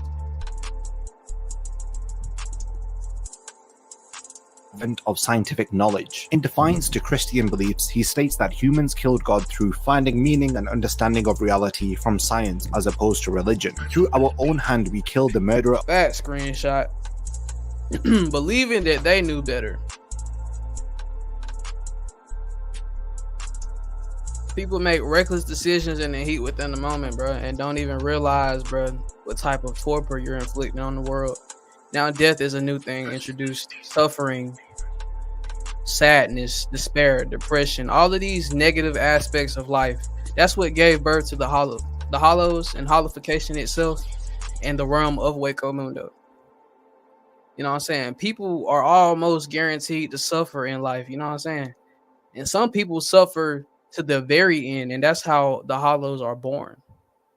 You didn't really learn, you didn't learn your lesson in life, you know what I'm saying? So now you're reincarnating to try again.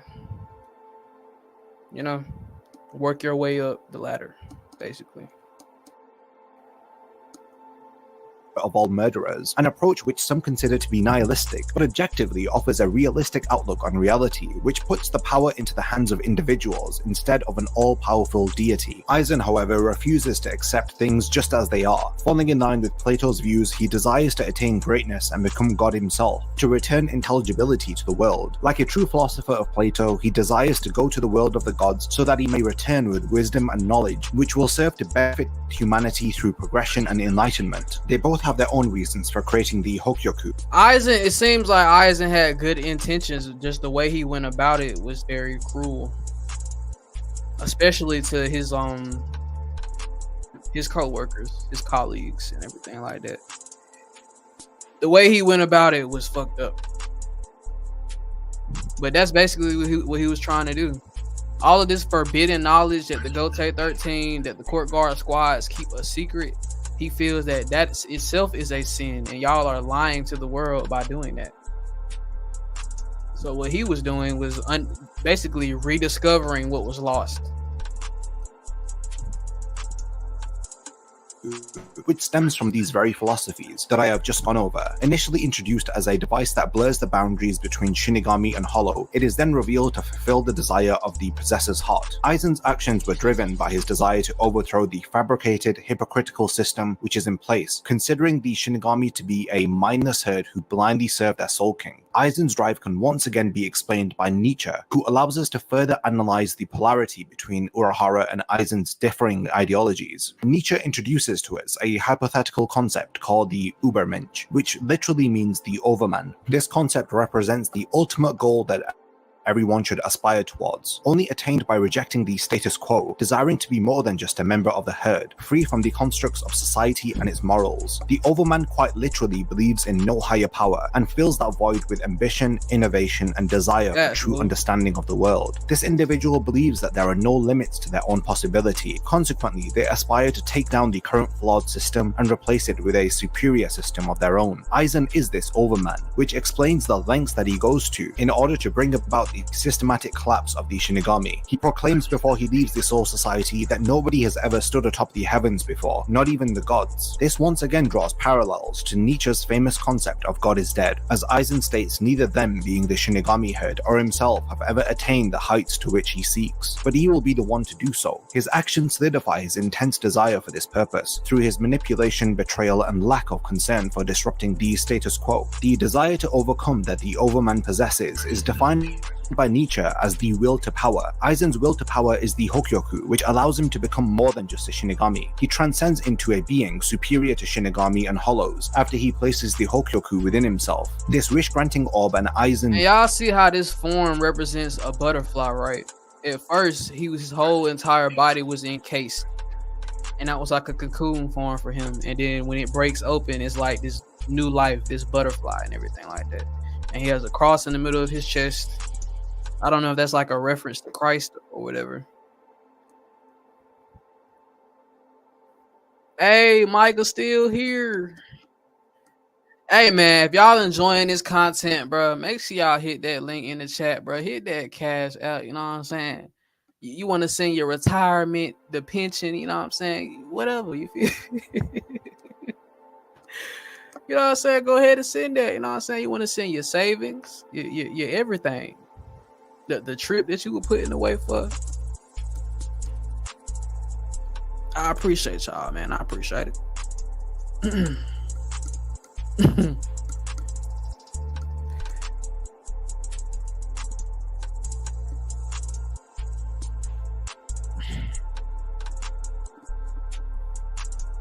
Michael been doing some excellent moderating. Shout out to Michael. Will are synced due to the very nature of the Hokyoku fulfilling the heart's desire. Similar to the Overman concept, Nietzsche also mentions the idea of the last man. Like the Overman, the last man is aware of the nature of the world and its flaws, but cannot bring themselves to change the way of the world, choosing acceptance rather than the more arduous task of altering and improving the world. The last man is... And that's Urahara, bro. They are hot and cold, you know what I'm saying? Fire and ice. Yin and yang. Is represented by Urahara. Aizen and Urahara are very similar in terms of intellect, talent, and knowledge of the world. The difference between the two of them is focused upon in chapter 421, as Urahara justifies the existence of the world and the Soul King. Aizen is baffled as to how someone who is as intellectual as Urahara can accept being ruled by that thing. Urahara states that without the Soul King, the worlds will crumble, simply stating this is the way the world works. This is what infuriates Aizen, as he insults Urahara and his final words echo his Overman philosophy. The victor should speak of the way the world should be, not the way it is. Urahara seals Aizen, but Aizen is so blinded by his delusions of grandeur and his superiority complex, he fails to notice that he has weakened. The seal takes effect as Urahara explains that the Hokyoku no longer recognizes Aizen as its master. When Dangai Ichigo and Aizen begin to... Hey, but he was wrong, though. That's the whole thing. Like, he was wrong. Battle, they both have attained transcendence. Aizen has 4 forms. He goes into a cocoon form, then emerges from his cocoon into a second form. His third form he grows wings, and in his final form he resembles a literal monster. The chapters which include the final confrontation with Aizen. And I feel like that form, that monstrous form, was representing what he was becoming in his pursuit of power. The evil that he was doing and everything, that was just like the reflection of his insides. Are named after the title deicide, which means killing of a god. This term is derived from the Latin term decidium, which is made up from deus, god, and sidium, killing. The naming of these chapters foreshadows Aizen's downfall. We also get to experience the differences between Ichigo and Aizen's transcendent forms. Aizen believes that you transcend the norm by breaking the limitations of a Shinigami and a Hollow, thus becoming a mixture of both of the species. This explains his obsession with hollowification experiments. A transcendent being possesses spiritual pressure which exceeds the norm. Ichigo indeed possesses this, and it confuses Aizen as he cannot feel his spiritual energy. He wrongly assumes that Ichigo exchanged a spiritual power to elevate his physical power. He wasn't expecting his experiment to completely surpass him, bro. He was so arrogant in his pursuit of power, he didn't even realize he was making his subject way stronger than him. In chapter 418, Ichigo indeed has power that is greater than the transcended Aizen, who cannot stop gloating about his superior evolved state. During their battle, Aizen is in his third form, which has a closed eye placed on his forehead. I believe this represents the opposite of the spiritual third eye, which is open through enlightenment, as it is a spiritual internal eye, not a physical eye you can outwardly see on the face. The third eye is an esoteric concept, which is referenced in several religions, and is referred to as the invisible mind's eye. The difference with this third eye is that it is inverted, it is visible on his forehead, and is awakened by rage, as Aizen, infuriated by Ichigo's claims of him being stronger than him, causes him to transform into his final form, which appears to be an outward manifestation of the monster he has internally allowed himself to become as a result of his hubris. Aizen attained transcendence. He allowed himself to become the monster.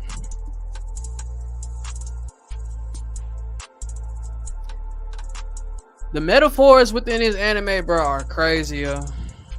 It's crazy, bro. That's why the Hokyoku, as opposed to Ichigo, who is a hybrid being who literally attained power that was beyond that of a Shinigami, Hollow, and even a Quincy. A natural evolution made through Ichigo's willingness to sacrifice, contrasted against Aizen's forced evolution he attains, thanks to the will of power generated by the Hokyoku. In Buddhism, transcendence is attained through absence of suffering. Only then can the state of nirvana be achieved. It is Ichigo's powers which thrust him into the front lines of battle, which cause him to feel suffering. He chooses to relinquish his powers via learning the final Getsuga Tensho. He attains nirvana, but like in the Buddhist interpretation of transcendence, this is temporary and only reserved for mortal beings. Ichigo returns from his evolved state after he uses the technique Mugetsu, and Aizen is forced to relinquish his godly form once his loneliness overcomes his heart. Aizen became a false god who was consumed by his false sense of enlightenment. He didn't even want to win, y'all. That's the crazy thing about it, bro. He wanted to lose. He wants to be wrong, you know what I'm saying? Because the shit around him makes him feel bad, bro. Makes him depressed. And I guess he's trying to fill this void with strength and power. And he winds up losing. Because he never truly desired to win. Enlightenment. He was defeated by the self-aware Ichigo and banished to the lowest level called Muken of the Soul Society's underground prison. It is ironic that he desired to stand on top of heaven, reaching heights that not even gods could fathom, but instead he is banished, like Lucifer, to the lowest realm of reality. After Aizen's defeat in chapter 422, Ichigo questions Urahara. He wonders if the Hokyoku rejected Aizen, describing it to be a device that reads the hearts of those around it and makes their wishes come true. Did Aizen ultimately desire to lose his powers? Ichigo states that he could feel Aizen's blade in battle once he became strong enough to challenge him as an equal. Ichigo states that he felt loneliness emanating from Aizen's Zanpakuto. He theorizes if indeed he was born with exceptional power, he may have just sought for someone who could see things from his perspective. Someone who shared his worldview. During his battle with Ichigo, he eventually gave up looking for someone who shared his perspective, and in the end just desired to become an ordinary Shinigami, ultimately coming to terms with the world and his own feelings of loneliness. This is what causes Ichigo to feel remorse towards Aizen, as his eyes are drawn with sadness. Urahara and Aizen didn't express any of this through words, bro. Their fight conveyed words without actually speaking, you know? The silence was loud, if that makes sense. But he was able to feel him and resonate, you know what I'm saying, with his spiritual energy and all of that. Notices this and reassures him that he did the right thing by defeating Aizen. Through his battle with Ichigo, Aizen is deeply affected to the extent that his heart desires for normality, causing rejection from the Hokyoku, which is his will to power, and thus reverting his godlike form. Aizen retained his immortality, but no longer held the form of a transcended being. The idea of Aizen being lonely is touched upon by Kubo in Bleach Databook 3. He describes him to be very ambitious, someone who never gives up, overcoming his loneliness due to his goal preoccupying his mind, preventing him from thinking about how lonely lonely he actually is. Now that he has become this evolved being and is at the cusp of achieving his desire to overthrow the Soul King, he realizes how lonely it must be to stand at the top with nobody beside him. None of his subordinates survived, and he has nobody to call upon as an equal. Possibly Urahara, but his acceptance of the status quo is in direct conflict with Aizen, thus causing him to be alone in his pursuit. This is why he may have wished to be a normal Shinigami in the end, like Ichigo mentions in chapter 422, thus causing the Hokyoku to reject him. I mentioned this earlier. While Aizen was speaking to Shinji, he states that he believes people place their faith in someone or something which is more powerful than they are, leading them to become dependent upon blindly following that thing. The recipient of that faith seeks to follow someone who is above their own position, so that they can place their faith in them in order to escape the pressure of being blindly followed. The recipient of that faith too seeks out someone who is more powerful in order to put their faith in. He believes that this hierarchy of faith and power explains the way in which all kings are born and how all gods are born. Aizen describes here the herd who accept reality without questioning it, living within the limited scope of reason. In volume 48, the poem at the beginning states, "People are all imitations of monkeys, gods are all imitations of humans." This ties into Aizen's speech to Shinji, as the poem expresses his frustrations with the importance the Shinigami give to superior beings who are unworthy of it. When Aizen leaves the Dangai to arrive in the real Karakura town, he states that reason exists solely for those who must cling to it for survival. Now let us go to the edge of all reason. The edge of reason is the limits of existence, to push oneself beyond what is thought to be possible in the pursuit of progression, to become a superior being worthy of the position. Aizen's The Edge of Reason quote is a great elaboration to the poem that Kubo writes at the beginning of volume 12, which is titled The Flower on the Precipice. We think that the flower on the precipice is beautiful because our fear makes our feet stop at its edge, instead of stepping forward into the sky like that flower. This poem comments on the fearlessness to exist in a place where no other can reach to challenge you. Their fears associated with the cliff edge and stepping out into thin air cause them to admire the beauty of the fearless flower from afar. To those who have the courage to step forth and overcome their fears, only they get to see what lies beyond the precipice. Of course, for Aizen, his desire to stand on top of heaven, to occupy the vacant throne in the sky, is his interpretation of fearlessly stepping over the edge of the precipice. Even after his defeat and imprisonment, Aizen still desires to not have anyone rule over him, remaining true to his view of the way the world should be. Kubo gives Aizen the honor of delivering the final speech on courage. Aizen, like you watch, desired to change the norms of society. However, they had differing reasons. You watch desired to rid the concept of death from reality, thus stopping the primal fear that we relate to our mortality. When Aizen is betrayed by Gin, he thanks him for reminding him of the feeling of fear, stating that without fear there can be no evolution or progress. Now that he has become immortal, he has in some way lost that fear of dying. Only he could comment on Yuwatch's desire to rid the world of death, as his immortality has allowed him to consider the consequences of forming a world without this fear. Aizen thanks Gin for reminding him of the fear of being killed at any moment, and so based on these words, you can assume that without the fear of dying, there is no progress, relating back to the Buddhist belief that without suffering, you cannot be free from it, and thus make progress. To accept that suffering exists in life is the first of the Four Noble Truths of Buddhism. Suffering includes the fear we have due to realizations of our own mortality. Aizen's speech in chapter 686 answers why it is necessary for the fear of death to exist. He states that in a world without the fear of death, people would not search for hope. They will merely exist without purpose. The very act of existing while fending. And it's crazy how he's coming to learn all of this after he's achieved immortality, bro. Like, he doesn't age anymore. He has true immortality. He doesn't age. He cannot be killed. You know what I'm saying? At all. Like, there is nothing you could physically do to him that would end his life.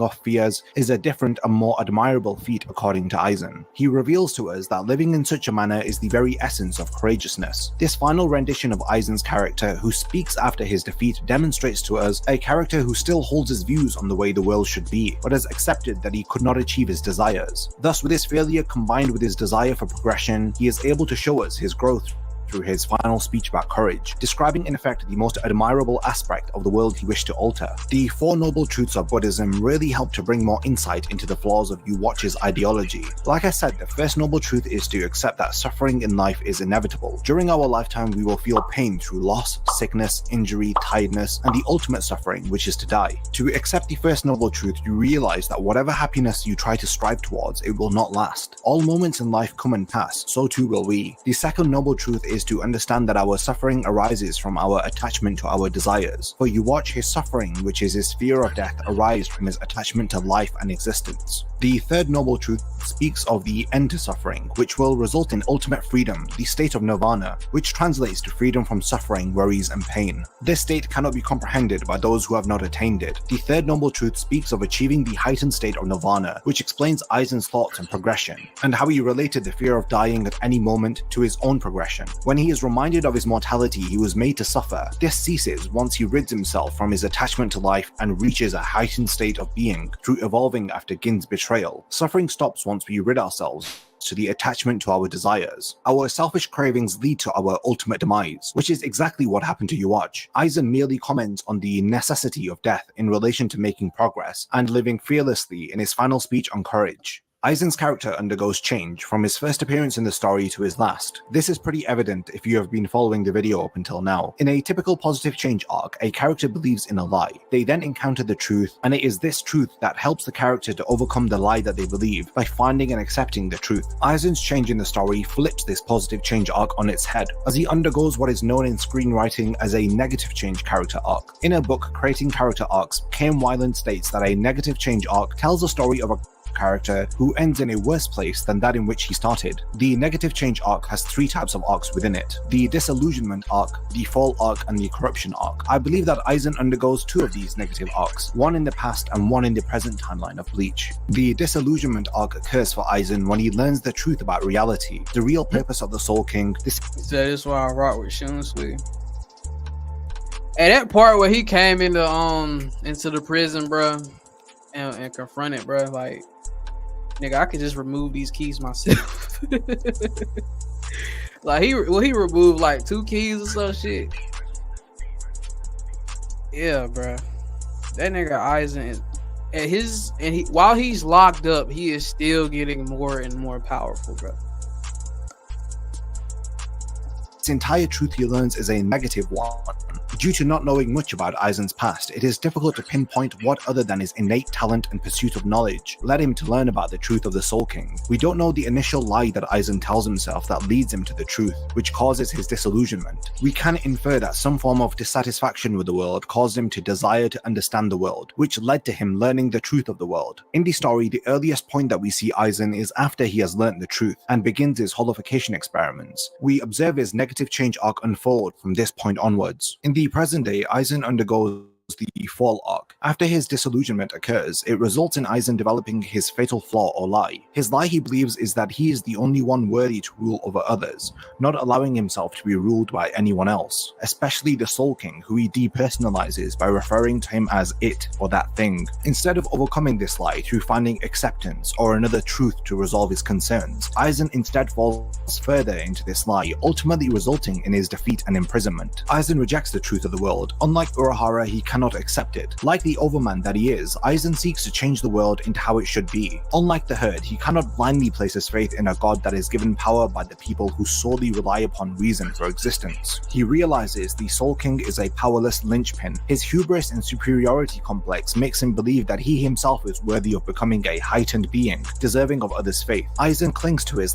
lie and warped belief of how the world should be to such an extent that it causes him to manipulate and betray anyone who ever made the mistake of trusting him. This ultimately leads to Aizen falling from his well-respected position as a captain and ultimately falling far from his desire to sit at the top. He is now bound to a chair, powerless and sealed deep underground, where his immortality will cause him to lament over his failings for eternity.